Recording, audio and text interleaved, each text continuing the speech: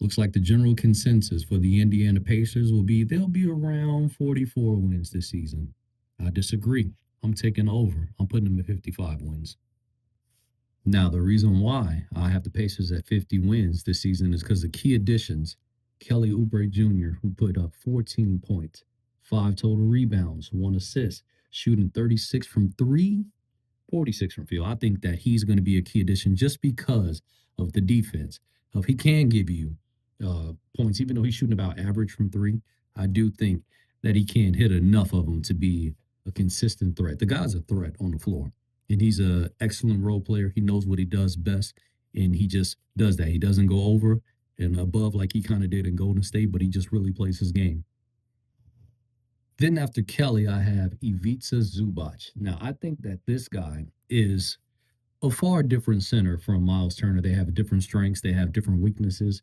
But with Zubac, I definitely think that you get the boards, you get the rebound. While you lose the shooting that Miles Turner provided to you, I think that you definitely get the defensive and the rebounding right back.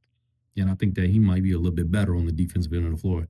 Not being able to guard 1 through 5 like you would like a Bam or something to do, but definitely guard the best players, opposing centers. They have a lot of with the Miami Heat, with the Philadelphia 76ers. Like whenever you have those two guys in the Eastern Conference, Giannis, Embiid, you need a suitable big guy that can bang with those guys at least for the foreseeable future while they're in the Eastern Conference.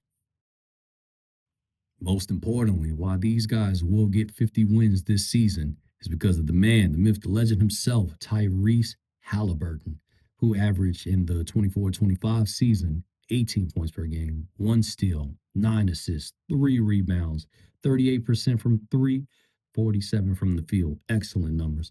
And I think this guy is really going to have a resurgence. Now, I will say that they will get off to a slow start. I think this is where majority of their losses are going to come from early in the season while Tyrese is getting his feet back under him. Really just pick it. He's definitely rusty. Like, he's took a year and a half off. So he's going to have to get his footing back under him, get back with his teammates. He has new teammates he has to learn how to play with. So this is definitely going to be a resurgent year. His game will be different. I think with the Achilles pop is going to take sap some of his athleticism from him.